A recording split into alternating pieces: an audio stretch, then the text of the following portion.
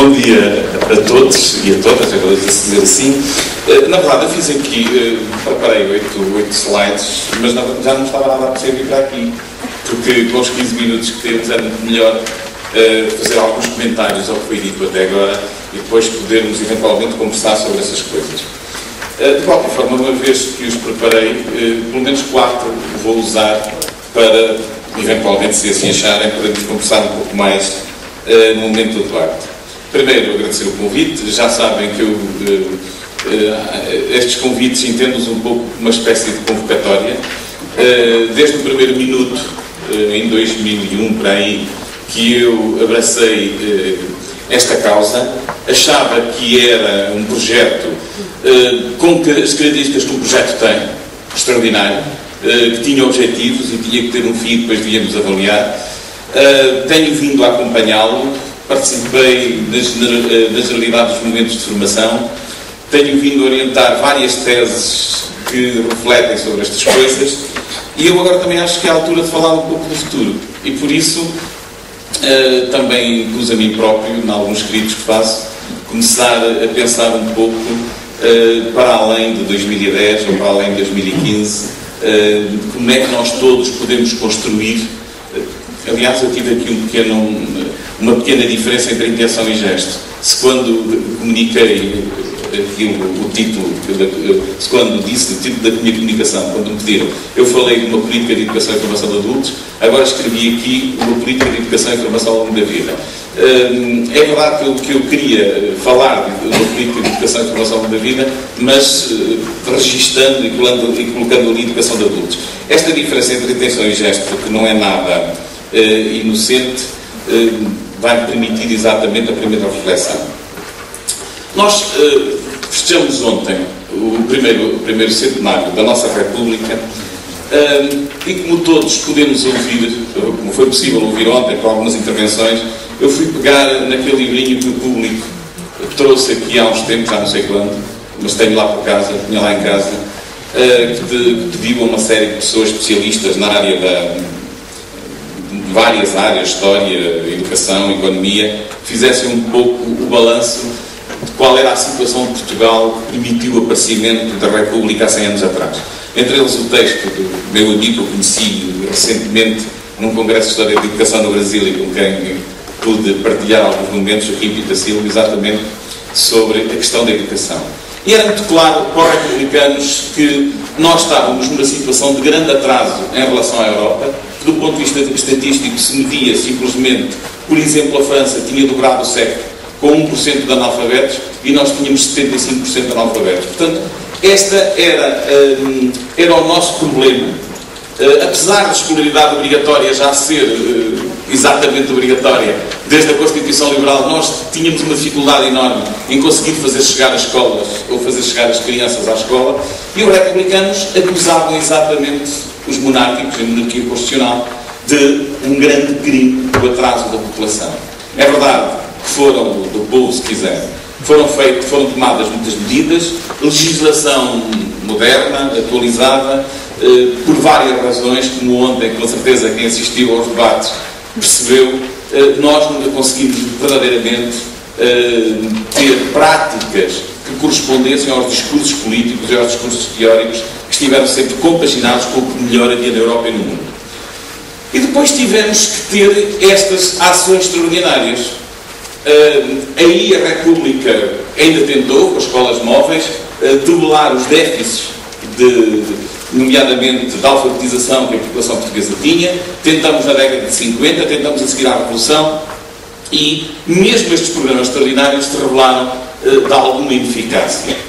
Felizmente, apesar de todas as críticas que podemos fazer, apesar de algumas insuficiências que a minha amiga Carmen há pouco foi dizendo, é claro que temos de ser exigentes. O pior que nos pode acontecer é como aquela música do Zanaquim, não sei se conhecem o Zanaquim. O Zanaquim é um grupo de Coimbra, dos grandes projetos. Também tenho que fazer a minha publicidade, não é evidente, não é? O Zanaquim é um grupo de Coimbra, rock, ou folk, ou canto, sei lá, uma coisa esquisita, que uma das músicas mais famosas deles tem o refrão, qualquer coisa desse género. Gosto muito deste país, só no encontro que o faz feliz. Portanto, nós não podemos realmente ter este otimismo inconsciente de achar que está tudo bem. Portanto, temos realmente que ser críticos, temos que analisar que há algumas coisas que falta aqui fazer, mas quando comparado com outras ações extraordinárias, com outros contratos-programa, chamamos-lhe assim, temos que avaliar muito positivamente o que está a ser feito. Agora, precisamos de ter todos a noção que estamos num contrato-programa. Este contrato-programa veio resolver um problema extraordinário de acumulação de problemas estruturantes, mas que rapidamente tem que passar a ser acomodado no sentido que acho que anda, tem que ser acomodado pelas políticas públicas de educação e formação de adultos, de educação e formação ao longo da vida, para que nós, se daqui a uma década realmente conseguimos atingir os níveis de qualificação, saibamos que temos depois que ter políticas públicas que possam ajudar as pessoas a ter as respostas educativas e de formação que necessitam. Porquê educação e formação ao longo da vida? Eu há bocado ouvia a Carmen, e aí é só uma pequena discordância entre nós. Desde sempre que a qualificação foi uma mistura de um nível de escolaridade com uma qualificação profissional. Foi assim que ela surgiu. E em Portugal era preciso demonstrar, pelo menos, que se tinha a 4ª classe para se chegar ao centro, na década de 60, para se chegar ao centro de formação profissional e fazer uma qualificação daquelas que hoje chamaríamos de nível 2. Agora no novo quadro já não sei como seriam, mas aquelas que até agora chamaríamos de nível 2. O que aconteceu foi que este programa e as últimas conquistas da educação e formação de adultos nos vêm chamar a atenção que isto pode ser feito de uma forma concomitante, ao mesmo tempo. Eu diria que se pode, deve. Portanto, há realmente aqui um desafio para nós. Aquelas duas linhas, a da formação profissional, como sabem, chamamos formação muito àquilo que era a formação profissional, porque formação no sentido alemão e no sentido francês era até muito mais continente que a própria educação. Mas, como ela aqui, nas línguas latinas, entrou um pouco pela porta do cavalo, então nós tínhamos a formação profissional e a educação, estas linhas paralelas que nunca se encontravam.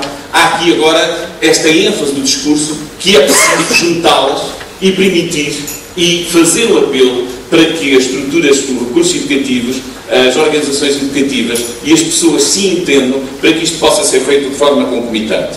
Há aqui uma coisa talvez nova, um conceito novo, que um senhor que depois foi amigo, que aliás tem uma ligação muito grande a Portugal, que é o Bernard Lietard, começou a falar que é um entendimento de qualificação um pouco mais geral, que é a qualificação social, que compreende esta qualificação profissional, mas compreende também tudo aquilo que é necessário para alguém poder exercer uma cidadania crítica e ativa no seu contexto. Portanto, esta ideia de uma política de educação e formação ao longo da vida, que tem naturalmente na idade adulta uma natural continuidade, terá que suceder de forma estável a estes contratos-programa para que as oportunidades educativas possam continuar disponíveis das pessoas que delas necessitam, melhor, de toda a população em geral, naturalmente com talvez um cuidado maior para as pessoas que mais delas necessitam.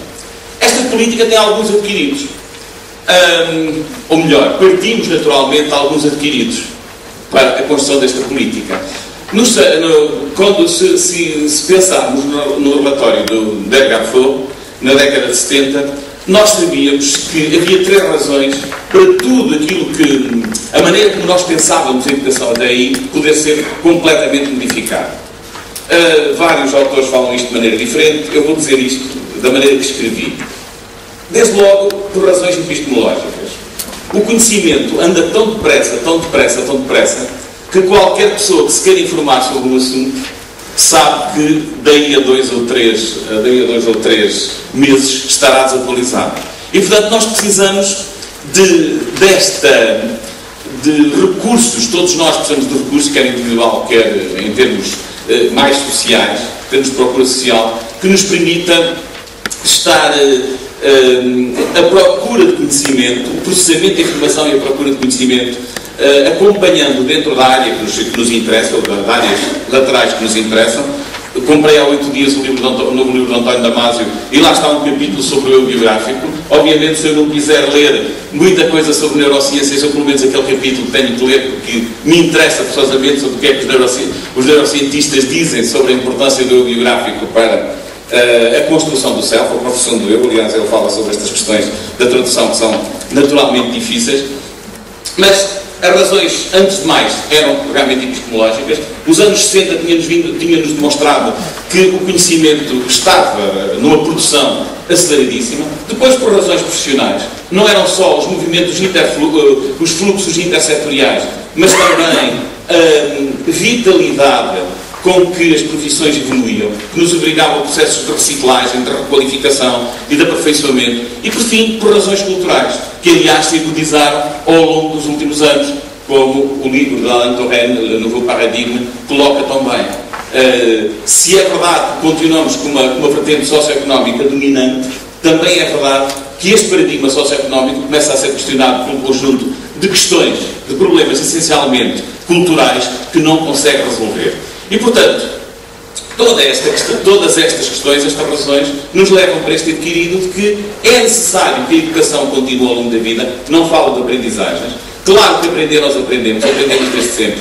Educação e formação é outra coisa, já vamos ver. Dar sentido a garantir às pessoas estas possibilidades de educação ou informação ao longo da vida que lhes permitam lidar com estas realidades que são sempre novas.